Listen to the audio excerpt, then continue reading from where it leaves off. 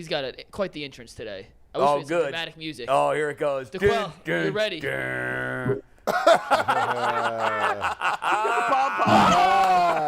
What's up, fellas? Listen, I have my coffee today. He went in his bag Oh, today. your coffee. No bourbon this morning, huh? Listen. Yeah, I had a long night last night. It's say, Howard's homecoming. when you had Barely's the glass on, I knew homecoming. you had a bad. I had a long night. Hey, DeQuell, So I got invited out, which I thought we would watch the game, and it turned into a night, So I had a good time. Those are the best with nights. my wait a coffee. second. Andy Dalton just threw another pick. Hold on. Oh, my God. Before the game, they were going on and on. He threw 2 pick sixes within about a minute. I know. Before the game, they're going on and on like, Andy man. Dalton, he doesn't throw picks. They're starting him over James. Listen, I know Jameis has got his flaws, but he's much better than Andy Dalton. Yeah.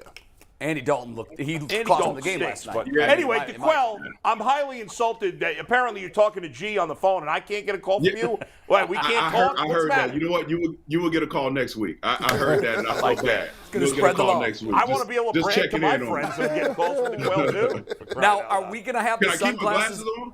Yeah, well, no, I was just going to ask looks you slick. if your eyes are bloodshot and you're No, light they're not. sensitive, you can keep No, them on. no, we're good. You We're don't good. look We're like good. you were on a bender last night. You look fine. By the way, you know what we haven't talked about at all, and I'd love your take on this, DeQuell. Huge trade last night in the NFL. Oh, massive. Yeah. Christian McCaffrey, and they get Panthers get a second-round pick, third-round pick, fourth-round pick, and then a fifth-round pick next year. It's a lot of draft They capital. gave up but- half their draft. Right. True, but they Yeah, that's- They got their guy. now they have the best pass-catching running back and the best running pass catcher. It's in unbelievable. Deebo Samuel McCaffrey. With that combo, yeah. Yeah. How big? Yeah, it was wild to see them pull that trigger so quickly. I mean, listen, they're the fire sale right now. They realize quickly they don't have a shot this year, and we got to trade away our best trading piece, and that is Christian McCaffrey. But you trade him to a team that's really good, so clearly it shows that they have a really good standing relationship with him. Yeah. To trade him to a team that could play for a Super Bowl, arguably. So that's typically that doesn't happen. But good for Christian McCaffrey. But that was odd to see that happen in real time as you're watching the game. And I was out, and I got an alert on my phone, and I was with Edrin James and Antoine Bethea invited me out, and we were all talking about it. You know, but good for him. Good for Christian. I think San Francisco's the team to beat now in the NFC. Yeah. I just don't buy you can win a Super Bowl with Jimmy Garoppolo. As much as I love their I offense. know, but just think about the nightmare it's going to be trying to game plan to stop Debo. And the NFC is not good. The only thing He's been there before with the McCaffrey, same yes, point. he damn near won it. McCaffrey stays Yeah. hurt though. He stays hurt. He has been hurt. He He's won't gotta have stay to healthy. carry as much of the load in San Francisco as he has in Carolina. And even though Philly's played great, the AFC's still a lot better than the NFC. I'm still not buying Philly long term. Yeah, we'll see. I'm not. Hey, Yeah, DeQuell, same. I have a question for you real quick. You look at Go for it. in the NBA, Shaq and Barkley, they're always hating on the younger guys, the new generation. You're out with Edrin James and Antoine Bethea, and a running back gets traded. Do the older NFL players have the same disdain for the new era guys, kind of like there is in the NBA? Or By the way, is it that's not the that same? question. That question, hold on, DeQuell. That question is insulting to DeQuell, really, because he ain't old. He just retired a few No, years but like ago. Edrin James. Barkley retired like 20 years ago. No, I'm just saying he's not in the league. It's not a shot at DeQuell. I'm just curious. Like Edrin James is out of the league, and it's a running back that just got traded. They're used differently. It's a different era of running backs. Like I'm just curious what the relationship is between them. No, because guys, I mean, listen, if anything, older guys that played the position that are rooting for these younger guys because the running back position has been devalued lately. So when Edrin James was playing at the height of his career, you needed a running back in order to be successful on offense, and now things have changed. So those guys are rooting for him to be successful and play a long and have a long career. You know, you look at who's the latest to just retire, have a long Frank Gore, Adrian Peterson. Guys were rooting for them just for the position to benefit. So, no, I don't think it's the same in terms of the NFL. Guys want guys to get paid, to stay, to have longevity, or what have you. I don't think it's as prevalent as the NBA guys talk about it. I like to hear No, that. and Mikey, I got to step in here because I don't think Shaq and Barkley hating on them young boys. They're not hating on them at all, right? They just agree with the way they attack the game, right? Some of it is unworthy of what you're representing here, right? When you sit here and talk about, well, I'm not coming to work today. What you mean you're not coming to work today? You gonna sell everybody out down the river, right? We all that's like chopped meat here. So they got specific issues with people, right? They're not hating on them at all. It's really generational. Yeah. It's work ethic. Right, it's because like that. here. Okay. If they And teaming up to win championships. If they paid you nothing, right? They don't like that at all. No, that is worth it because here, you're not taking the mantle. The mantle was I'm going to Sacramento. I'm gonna carry Sacramento over the hump. Right. Well, now I can't carry Sacramento over the hump, so I'm gonna go over here to Philly, and you could call my man that I played in AAU And I with, do agree and with my the- man with AAU over here. That We makes all them go over here. soft to me. I like, man, that ain't. Stop playing with me. Yeah, that's. Yeah, that's the only thing I don't like. I don't like that. I mean, one quick I don't NBA have a note. problem with it. I don't have a problem with it. You don't got a problem. You don't got a problem with dudes teaming up. No, I mean, the landscape is different now because now your currency starts in high school and social media has a big, NILs. So guys are looking at this entirely different. If you have a platform, how can you make the most money how can you monetize your likeness? So I think that's a part of it. That's going to be a part of it, going to cities. And I get it. Winning You want to titles. stay homegrown, win with the team that drafted you. I get all that, but I don't have a problem with guys going to better markets or better situations. They can elevate their status a bit. Yeah. I agree. I agree with that. Like, to me, but I will give and I don't want to say goodness race because he come on. I'll give Giannis credit, right? He could have been skipped up out of here, and it's Milwaukee. And trust me, I'd rather live in Cleveland than Milwaukee. No disrespect to him, but I like Cleveland if I'm going to be in the Midwest market, and it's Milwaukee. So my thing is he could have skipped out of here. He could have been gone.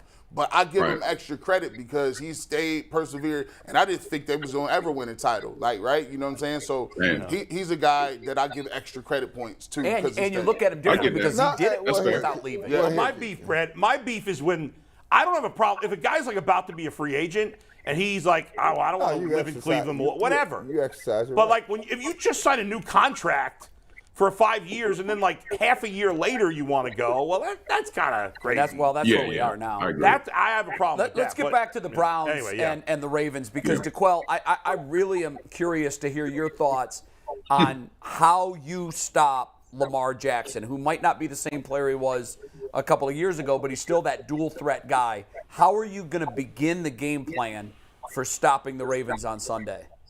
Well, let's look at the facts. Joe Woods hasn't shown that he can pressure well. We haven't shown that we can cover on the back end well with fire zone coverages, man coverages, because that's one thing you cannot do with Lamar Jackson. You play man coverage, the defender's back is turned. You give him any creases, he's going to take off and he's going to make you pay. So for me, this is a tough one, Jay. This is tough. I have to look at the players that I have. We know we can rush the pass and get after them, but you have to get them in those situations and win first and second down. With Lamar, you got to play zone coverage, and you got to be able to pressure from zone. You have to run some fire zone, change the math so he doesn't have a clean pocket, so he's always looking at a blitzer. But when you do that, you're one less defender in the back end. So I don't know, Jay. I don't have an answer for him because their offense is playing pretty well, aside from the defense giving up, double-digit leads. So this game is going to come down to fourth quarter, because both teams are giving up a crazy amount of points and can't finish games. So for a defense, you have to be able to pressure him, run a ton of stunts up front with your D lineman, not just be a statue and have four guys rush off the edge and in the interior. You got to change the math with this guy, and you have to be able to stop the run, something that we hadn't really done all that well. So this game really scares me. And I'll say this last point about Joe Woods. Coaches, if you don't come up with a good game plan, could this be the game that could really change the conversation in terms of him being fired? Well, they're going into Cincinnati, and then is the bye after Cincinnati? No. Or Bye is is the bye after Cincinnati, yeah. Oh, it is. Yeah, right. So right. I've been thinking all along that if Baltimore and Cincinnati don't go well, the teams tend to the make season's changes. over anyway if you lose those It two is games. over, but if you can give a new D coordinator 2 weeks, right? You give them 2. I know we're waving the white flag. It makes me sick. Well, but you're already 2-6 if you lose those games. But DeQuell, specifically from like you talk about against Lamar Jackson, you got to play zone because we were having a conversation before. Like obviously their biggest threat in the passing game is Mark Andrews, right? He's their only great weapon in the passing game. Lamar looks for him almost every time on third down. Always looks to him in the red zone. I was saying, like, could you use a corner and treat him like a wide receiver, even though he's so big? And and G and J were suggesting maybe Emerson, but you're saying they're going to play zone. So I guess it's not like. But if you were going to man up with Andrews, what would you do? Like, can linebackers stay with him? No, I cheated because I was on and I heard the conversation. So you guys brought up Emerson, and I think that's a great situation because I think he's the best.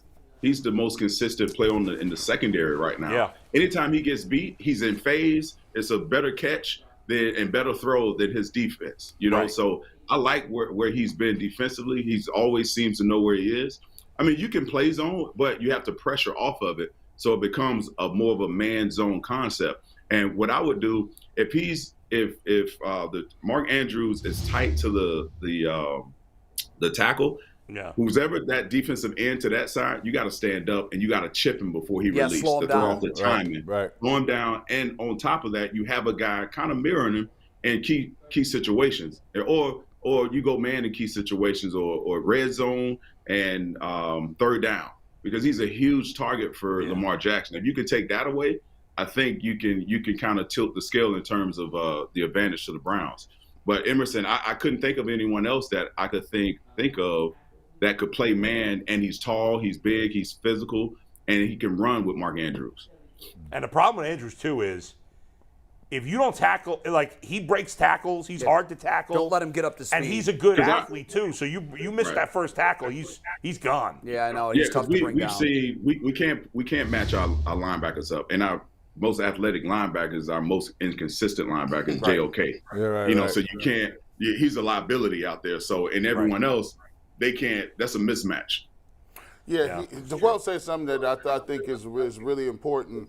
I would run a lot of cloud coverage. I would run a mixture of zone, backside, combo it up, and then I would just say, okay, well, I know they don't do this. They don't switch their defensive ends based on formation strength. So I would say, okay, Myles Garrett, wherever he's at, if he's on the line of scrimmage, you're going to be on him, right? And we're going to line you up outside of Andrews or head up on Andrews. And every single time, you're going to get hands on him, right? Then when you get hands on him, pass him off to somebody else. Now, that takes one of your best pass rushers away, so that means there will probably be zone where Myles Garrett's going to be, but I play man backside, and then I could bring some fire zone, some heat backside. So at least I'm replacing my rusher on this side. And I could do some overload stuff, maybe even bring a corner occasionally. But he got to get creative. And DeQuell, you know this more than anybody.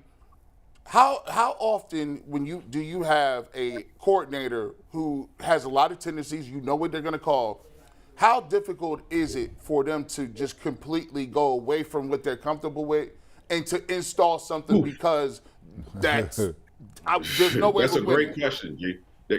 That's a great question. And your sentiment about that is no different than players in the locker room. When things aren't working, your calls just aren't working. We're doing the same things over and over and over again, and we're not having any success. So coaches don't change. They're not going to change. The only way they change if they get fired. That's been my experience with every coordinator I've been with, whether I thought they were really good or just really terrible.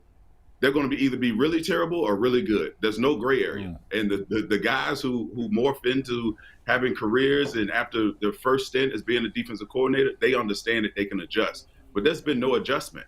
And back to the point about Mark Andrews, there's also a coverage you can play called the robber, where let's say if you're in man coverage, who's ever on him, the backside safety knows if that guy cuts across the formation, he's going to pick him up. So you have two guys on one. But again, back to your question, he's not going to change. This is not going to change. What we see is what we get from Joe Woods in this defense, and it's going to take the players playing better and making game-changing plays in order for this defense to turn around. Did you guys see his comments earlier this week, his news conference? Yes. I wanted to ask you, for those that did, what was your takeaway from his demeanor and also from Mike Prefer, if you saw him? Well, for me, when Joe Woods keeps saying to himself, "Well, we just have to clean it up. We just, we're gonna do what we do." And there's some. We got to play much better. He's saying it's not the scheme; it's our execution. It's the execution. He's taking himself off the hook, basically. But essentially, it is. Yes. Yeah. And Prefer was on there like he's doing a great job. Listen, that was weird. That was my thought about Prefer was he's watching different games. He is. He hasn't watched the He's Browns been awful. games. I would thought if you just said, listen to this coach and tell me what's their record and how's he doing, I would think he's the special teams coach of a team that's 6-0 and has had 8 blocks, punts, and 2 kickoff returns for touchdowns. It was weird. It was very weird. Well, Jay, I felt out of touch. When the head coach gets fired and you stay, what type of entitlement do you breed? Yeah. That breeds entitlement. That's a great point. That means it don't matter what happened here. Yeah, you're bridging administrations. Yeah, I've been here when we was terrible. I've been here when we was good. We ain't ever been good. When you hear those two guys talk, it just goes to show you that they are. This is how new coaches get fired. It's that 3 to 5 year thing. In your head, you like they've been promising me 3 to 5. They've been promising the clock me is always that ticking. the clock is. I got some time. No, bro, you don't got no time. And unless you get rid of him and make up, like this is why I get annoyed when people say it's not gonna change anything. If somebody today, if they came in here with an Ultimate Cleveland Sports Show, somebody came in here today and was like, you know what? You gone. Go back to the show. I'll be like, what the hell done happened? What happened? Did somebody let me? Did we have a meeting? No, they just came in and was like, bye. You look up, you be like, well, let me listen. I'm gonna need to be getting up at 9 o'clock. I need to be in there about 2 hours early on this boy, because they ain't about to just get me tomorrow. That sends a message to people that this is not gonna get it done. Yeah. And guess what? That also sends a message. There's a spotlight in your room. Linebackers, defensive backs, the coach need to be pulling up on notice. them. You on notice? I did feel that Joe Woods had a sense of urgency. I do. I agree with that. I felt like he knew that at least he had the awareness that his unit Prefer sucks. had none. Prefer was like, hey, keep doing what we're doing. DeQuell in pro sports, you know this. There always has to be an anvil hanging over somebody's head. Always, right? No one is above the fray of getting walked out the door that day. And the day that when you hear these comments, right? Prefer gone, right? Yeah. Joe Woods is delusional, right? And the dude that's supposed to hold him accountable, DeQuell, is Stefanski, who's not obviously holding anybody accountable. Is he too nice a guy? Because he won't drop the anvil. You have to drop the anvil on people. Yeah. And that's coaches. DeQuell knows that's players. That's the only thing that keeps you honest around here. You've got to fire that shot across the bow. Yeah. Don't you a healthy level of fear. You is always very productive. You can get shot today. Yes, you could. Yeah. Theoretically. Allegedly. Theoretically. Allegedly. Here, there are people. Here, I'll go back and tell the story again. I'm going to give the whole. I watched the Pistons in the midst of the run. One of the All-Stars on the team, Mark Aguirre, my boy. They were going to walk Mark right out of there after a couple losses because Mark was cutting up. They were like, I'm not just, now I ain't talking about trading them. You going to get cut today. This deal was set. We had a special meeting on a Sunday, 6 p.m. to let them know that Mark was about to be cut. Dang. And that was like, the only thing to save Mark, you talking to him. Because Mark was gone that day. What'd you do? Well, because I said, wait, hold on, wait, you're being hasty here. Let me talk to my man. I'm trying to get. Let me tell him there's DEFCON red. Straighten them out. I'm trying to get the championship here, right? Let me talk to we my need guy. Mark. We need Mark, right? That's the only thing because they were looking for a vote for the players. Wow, they had to vote. So I stood on the floor, and after I left that meeting, Mark called me because he wasn't at the meeting. Everybody else was at the meeting. You know all those Pistons, they were there. And Mark was like, he called me like a half hour later. Hello? What's up, Mark? I heard what you did. Appreciate you. But he was like, Bill Laimbeer was going to kick my ass out the door. You should have seen the look on everybody's face when they were talking about dropping the anvil on him that day. Yeah. It made everybody else sit up straight. Yeah. They heard the alarm. Yeah. Otis, you better go talk to David.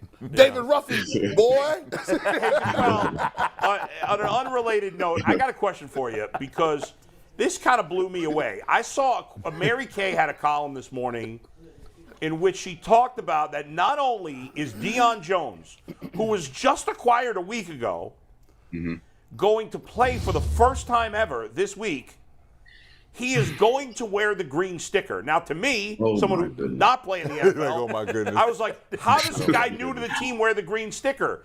Is this not crazy? It seemed crazy to me, but I didn't play. Is this crazy? Take the floor. Yeah, that's crazy because he doesn't know the playbook. All he knows is base coverages and what can you carry over? What language are you using that he used in with the Falcons for many years? So this is a head scratcher to me. I don't understand this. I thought Jacob Phillips had played decently well or okay. Not terrible, but okay. Yeah. But the fact that they are really, those linebackers are really just decently well. They just haven't been cutting it. They've been underachieving, and so that's where we are right now. On the desperation scale, on the desperation scale, 1 to 10, what is this? I'm a 10. I'm a 10. Wow. Because there's no way. You know how disrespectful that is? If I've been here for 3 years or 2 years or whatever the case may be, as a linebacker, this is my moment to step up and show this team that I can wear the green dot and I can communicate and I can play well. You bring in a guy, and within 2 weeks, he's got the green dot. So that means he's going to be on the field a lot. I would feel disrespected that I'm not doing my job. And we talk about this healthy fear, Brad. Yeah. In that linebacker room, there's a fear right now. It's like, my goodness. I cannot believe what's happening around me. And the whole team knows it. We're talking about it. And if he goes out and plays well, you better believe this during the bye week, something has to happen. Something has to happen, whether a player gets sat down or Joe Woods is fired. Something is going to happen. And we're starting to see this in the linebacker room right now. If they don't play well. Yeah, right, if they don't. If they don't play well, sorry. And it's not even like he's some like he's been in the league a little time, but it's not like he's like Von Miller coming in where you're like, okay, the guy's been in the league forever. He's the man. Like, Deion Jones is a nice player, but he's not special. It doesn't happen. Only if you give him a small play sheet, a small menu. And typically you wouldn't give that to a guy. You wouldn't give him the green dot.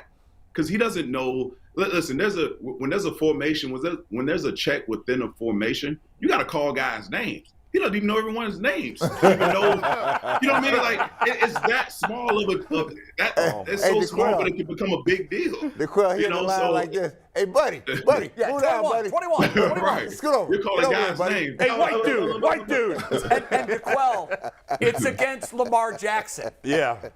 Right. Oh, my goodness. Listen, this game scares me, man. This game scares me. It has a recipe for a real disaster, doesn't it? Yeah. Except that the Ravens D's been a disaster also. I mean, they've been awful in the fourth quarter. Yeah, but their offense is scoring a ton of points. Yeah. I know they had some costly turnovers. So have we. I mean, we played our worst offensive game last week. But, you can always count on the Ravens putting up some points. And if you allow them to, this thing can get out of hand very quickly because they've been embarrassed this year. So they're looking for blowouts. DeQuell, did you see John Johnson's comments this week? I did not. Please tell me. So basically saying they were asking him about, basically people's commitment to this thing around. His thoughts were that he wasn't sure if people were really committed to it. People were leaving the facility early. Nobody's staying late. Nobody's putting in the extra time. And I there are telltale signs that when the ship is sailing away. And when I heard those words, I said it 2 weeks ago. When I see things, I'm like, something is not quite right here. And I'm worried now, right? Because guys when you start slowly checking out. Yeah, when you start telling the media what's going on, you've been pondering this for some time. And I actually had a clip I was going to post this week, and I may post it today, of John Johnson being in the fire where there was a huge miscommunication. And I'll post about it later, but like, he's part of the problem as well. Listen, if you're not playing well, then shut up. Shut your mouth.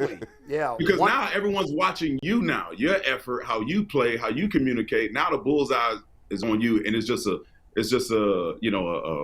bad move by him, man. JV move by him. But yeah, this shit, when you start hearing comments, that is not a good look. You know what else we'll hear pretty soon? If they come out and lay an egg and get pretty much just beat down, we're going to start hearing about player-only meetings. Ooh, and when that starts, when the ship is sailed, that could get dicey. That Well, could get he very was dicey. sliding into fans' DMs to yell at them for, like, taking shots at him on Twitter. Like, you can't be paying attention to that stuff. They should. You're playing like crap. The whole team is. You should be playing much better. That comes with it. Yep. So these guys got to wake up, man. Because we had so much high hopes for this team, and they're just underachieving right now. You know, well, I know what it is. They're not slick. They ain't gonna get me. See, I didn't play for coaches that I felt was trash. I did the calculation. What year am I? Oh, I'm a redshirt freshman. I got time. You don't got time. You actually don't have no time. Where you come from, Army? Oh, they don't play no defense in the Army. Y'all overseas doing stuff. At the end of the day, you'll be gone before I will. And I'm looking around, and when somebody says, you know what, cats ain't putting no work in, they not doing no film work, they ain't doing none of that, you know what that's slowly but surely telling me? I hate your scheme. I don't like where I play at. I don't really want to have no energy because I don't even want to make you look good. Like, you be in a catch-22. Yeah. Do I really want to make him look good so he stay around for a couple more weeks? Or do I really want to make my body language? So it's like he got on TV and you're mad with your parents. And you tell your parents, you go to school the next day, you start drawing in all red, and then you start messing around and you say, you know, I'm having some things going on at home. My mom always told me, don't do that. They might actually believe you and get you up out of here. You ain't getting 3 square meals everywhere. You know how you go to that refrigerator? You can't do that in foster care. Like, so don't go in there trying to play the drill. Don't play the drill on yourself now. And so what he's doing, he's actually going to his school. The media is the school. He's going to his teacher being like, you know, things are really tough right now. I've been thinking about some things. Can I go to the nurse? Boy, Joe Woods, Protective Services is coming. Yeah. Jimmy will get down there. Jimmy will supersede that. Well, DeQuell, you know this. That was supposed to be checked.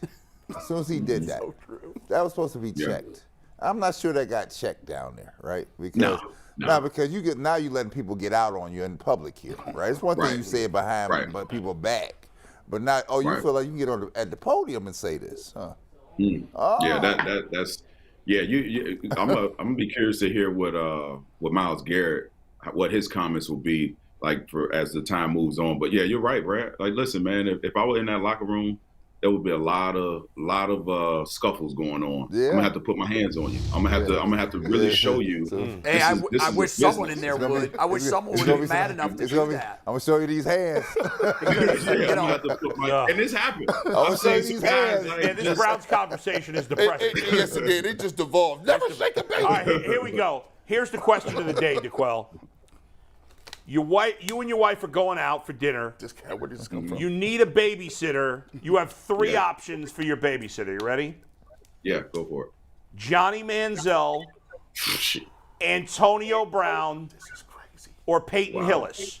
I'm not Johnny going out. Manziel, Antonio Brown, Peyton Hillis. One of them's got to babysit your kid. Who are you picking? I heard Jay's answer. You're right. I'm not going out. Honey, we're ordering in. You got to pick one. This ain't on the master rundown, Jay. No. I know over this.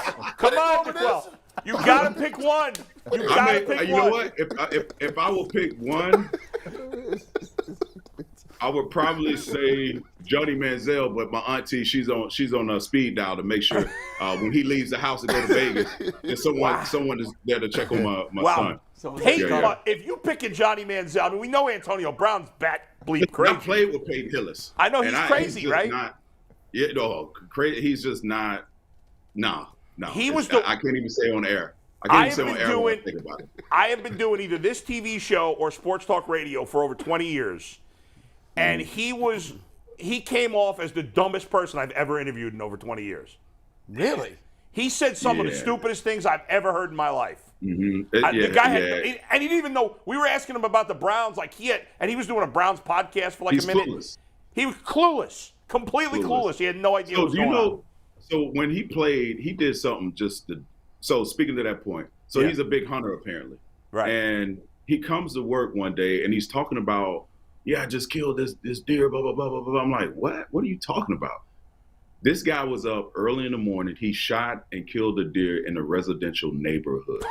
And he had it in his trunk. I promise you. He had it in his trunk. I'm like, what? There's homes around. Like, what? Are you serious? And no, it never got out. It never got out. This dude is in a gated community with the sniper rifle. Honey, did you hear that 30-06? Oh my God. That's a true story. Allegedly. Oh my God. We need a music stinger with the allegedly. Man. Listen, it was the topic of discussion that entire day. It was like, you did what? Yeah. And he told people about it. He told people about it, but that's the point. He was clueless. He could run the rock, but he was just clueless. Was he harmless, clueless, or was he dangerous? He's shooting in a residential area. There's nothing harmless clueless about that. Yeah. No, I mean It's in general, dangerously take the deer story out. Like, because I have friends that are clueless, but they're harmless. Right. Then I have Well, other when friends that are clueless, and you don't want to spend a night out with them. Oh my God, that's a great I story. can't remove that situation out of my head because no matter what I thought about him, you killed a deer in residential neighborhood and you put it in your trunk of your car. Like that's mind blowing. I got to apologize to your kid for putting him in that spot that you have to hire. First Johnny of all, Manziel it does. I don't know how big the deer was, but it does kind of speak to his strength that he grabbed the deer, picked it up by himself, and threw it in his trunk. And no one called it. It was just like, what? How? I don't understand how this happened. And no one. Thin out the deer. You're not in jail right now. And by the way, Bull, like just so you know, men are not allowed to be just running the babysitter. That's true. I never understand. Who would hire a male babysitter? No, I mean, I'm just joking around. I spent the water out. Hey, no, for real. Hey, all jokes aside, you know, it ain't even like they could be like 11 or 12, but no, you can't be babysitting, bro. Unless it's like your parents or something like that. No, listen, not even. I raised. Not cousins. I helped my wife raise 2 babies. Yeah. My daughter would not go out before she left Hayes, who's 2, just with me. Why not? Because I'm her dad. She knows. Oh, come on. When she was 3 and Corey was 1, I was left with them. Yeah, no. Wife had to go to the store or whatever, and Corey craps his diaper. I'm like, oh my God. And I'm going to act like I don't change smell a diaper? it. Now, at 3 years old, Kirsten goes, Daddy, Corey went to the bathroom in his diaper. And I said, are you sure? I already knew I could smell it. She goes, yeah, Dad, I'm sure it needs to be changed. Mom would change it right away. Wait a second. And so You can't change a diaper? I can. But that's not his strong suit. That ain't. But It's awful. I said, everything that went down, Kirsten was like, Dad, I'll go get all the equipment that you're going to need. She was how old? 3. She came out knowing everything. She was 3 years old and more prepared to take care of a baby than you. By far. And so she is watching me do it. She goes, no, Dad, the tape is on the wrong side. Oh you have my to turn it the other way. Are you She serious? talked me That's through amazing. it. There's no way Kirsten is going to leave Hayes with just me. That's fact. I stayed with my son when he was young. I'm on the other side of the legend. Look, I change it like it's you changed guys are oil. crazy. I can do all that. That ain't, Yeah, I just wasn't good at it. I mean, changing a diaper Yeah, I'm a sucks. well-oiled machine now. yeah. Yeah, I had to. and I don't want nobody. But certainly no strangers. That's a guy. Never. No sleepovers at my house. Nah, bro. Ain't nobody allowed over here. It's just you. You coming back by yourself. I don't want no problems. You know what? G. Bush was what? No, I was not. I was not going nowhere. It's just me and my children in here, officer. Just me and my children. DeQuell, let me ask you a question. Allegedly. Officer. I'm gonna come back to this my Browns thinking here. Uh-huh. You got 2 tough games coming up here, Baltimore and Cincinnati, right? If they go sideways, what If they continue to go sideways. No. They've gone sideways already. Yeah. That's true. That's true. Good cleanup. So If they don't regain control of the vehicle. So here we go, week 7 and 8. Are you looking at a massive change here? Massive. When you say massive, you mean You know what I head coach? mean. You know exactly what I mean. Yeah. I think it's something they're going to have to talk about and discuss. And I'm sure those conversations are happening right now from the Haslams. And But don't you Eric have Berry, to see Stefanski with Watson? Don't you have to see that? I don't think Stefanski getting fired no matter I what. don't I mean, we I all don't become either. prisoners of the moment. Yeah. And right now, he can be a saving grace. But when he comes back, I mean, listen, he's not going to be playing. He's not going to be the guy that we hope he will be right away. It's going to take him until next year. So I I get it. We're being prisoners of the moment. I completely forgot about that point. I wasn't even thinking about Deshaun Watson. Yeah, you just thinking about you how can't the run Browns out of are here right now. I'm Can you manage the team right now? I'm gonna play devil's advocate later, and I'm gonna try to explain to you why you would do it. Why Haslam would think this way. Not Haslam, you don't know what him. All bets are off with Jimmy. When I explain it, you might think about it like, hold on, that might be kind of true. I'll just give you. Remember we were talking dangerous dumb? That's Jimmy Haslam. I don't think. I mean, who knows what the hell he's going to do? Look at his track record. But one thing before we let you go, and at the time I did not think this, but with everything that's happened since, I've asked myself this question. Last year, when Odell Beckham and Baker went sideways, I didn't think this in the moment, but now I'm rethinking it. This happens a lot in the NFL. I've heard from a lot of players, there are beefs going on in the locker room that the media never knows about. And I've talked to players about it. They said there's two ways to handle it. The coach can come in and be the sheriff, or the coach can wear a blindfold and act like he doesn't know what's going on, and that's when the teapot boils over. Yeah. I wonder if that wasn't our first red flag, that Stefanski just isn't big enough in the locker room to manage these huge egos and these star players, and it got out of control because he didn't keep a lid on it. Is there any possibility that theory is true? Yeah, that's great merit to that, because you're right. Anytime you have just managing a team, a leader of men is hard enough to deal with, but you add another element to it when you have really like star power. And you're right. The head coach there's a lot of beefs that goes on between players, and you can compartmentalize it like, listen, I'm here to work. I do my job. You do your job. You probably never hang out outside of this building. But you're right. It falls on the head coach to make sure everyone's on the same page, to get in front of it. And when you do get in front of it, you know what? You gain credibility from the other players and the other staff throughout that locker room. And if you aren't doing those things, and what we talked about it for 10 or 15 minutes about Kevin Stefanski being, the sense of urgency, and why is your coordinator feeling like there's no sense of urgency? He could be out of here.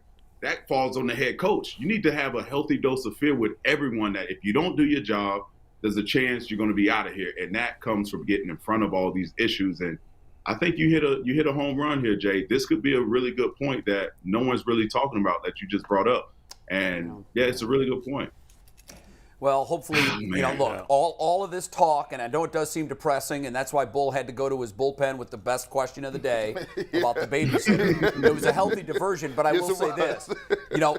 Yes, the building is on fire, but it's nothing that a 30-14 win in Baltimore wouldn't fix. You got to because all of a sudden, it's a whole. The sun is out, and it looks beautiful. All of a sudden, you're playing the Bengals, and the winner's in first place. Yes. It's a totally different story. But don't let it go the other way. No. The only point I was making is that in organizations that have the eye on the prize, they're not afraid to make a move.